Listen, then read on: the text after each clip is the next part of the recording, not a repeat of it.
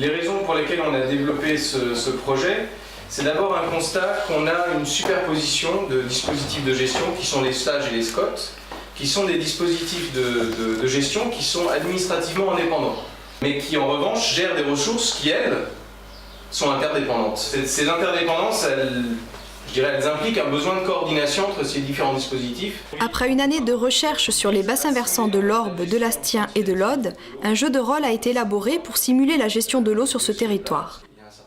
Les différents gestionnaires et acteurs locaux ont été conviés à cet exercice afin d'expérimenter différents scénarios de développement et de gestion des ressources en eau. Et expérimenter une situation qui pourrait être... Pour favoriser la prise de recul, ce jeu de rôle décrit un territoire virtuel dont les ressources en eau ont été calibrées d'après les données réelles. Les ressources auxquelles vous allez avoir le droit pour les différents usages de l'eau, donc le bord où il y a l'agriculture, des collectivités qui peuvent utiliser le bord, le grand canal ici, donc la nappe captive, donc c'est une nappe qui a un rechargement très long. Après, il y a une particularité sur ce territoire, c'est le système barrage des monts du bord et la prise de Célard. Donc il y a ici une canalisation qui permet d'alimenter à la fois l'agriculture de l'Ouest, la Nérane et la Vissomme. Le gestionnaire choisit de répartir l'eau qu'il relâche du barrage entre la canalisation, dont les usagers sont ses clients, et le bord afin de maintenir un débit satisfaisant. L'eau s'écoule ensuite dans le bassin versant et les usagers peuvent la prélever pour satisfaire leurs besoins. En plus du bord, d'autres ressources en eau sont disponibles. J'ai 57 campings qui ne prélèvent que là-dessus. Je vous proposais de faire un petit focus sur le bilan de cette année. Donc cette année c'était une année normale. Il me semble que l'ensemble des usagers a pu satisfaire ses besoins. Chaque année, les différents usagers du territoire peuvent développer leurs activités. Création de bungalow. Bungalow, c'est 4, c'est ça? 4, oui. Je vous apporte ça. Le 4e tour de jeu simule une année de grande sécheresse. La quantité d'eau qui s'écoule naturellement dans le bassin versant est très faible. À ce stade, les participants entrent dans le vif du sujet. Le gestionnaire du barrage va-t-il satisfaire ses clients? Il n'y a plus d'eau dans le barrage non plus. Les usagers amont vont-ils laisser assez d'eau pour les usagers aval? La nappe captive sera-t-elle surexploitée? Et enfin, restera-t-il assez d'eau dans la rivière pour satisfaire les besoins des milieux?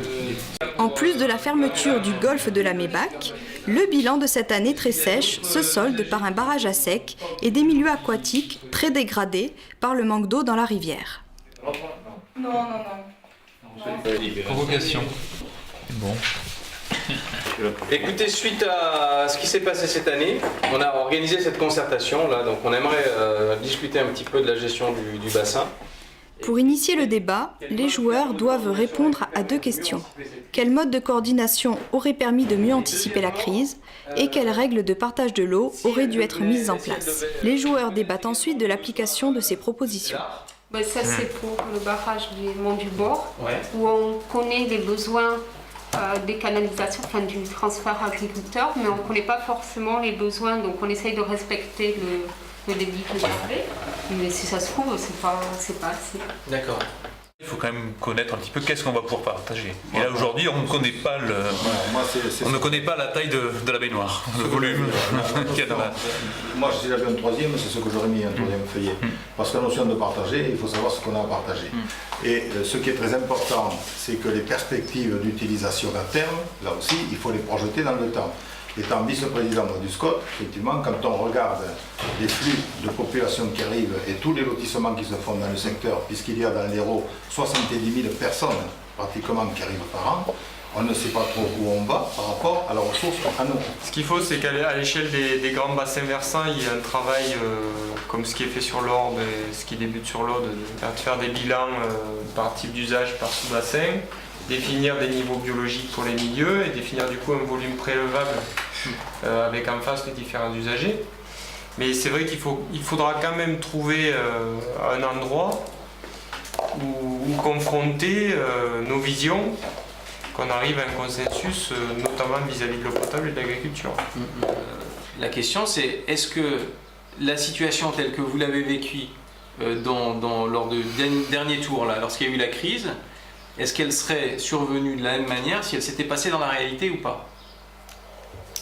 Ah oui, moi je pense honnêtement que ce qui est très dur, c'est en tant que gestionnaire de l'eau, quand on a des clients, ils ne comprennent pas, vu qu'ils ont payé pour des investissements, ils ne comprennent pas qu'ils n'aient pas d'eau.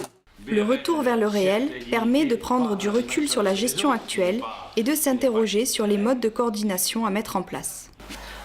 Faisons des efforts partagés. Et le partage, il va être sur les golfs, sur les ronds-points, sur les espaces verts.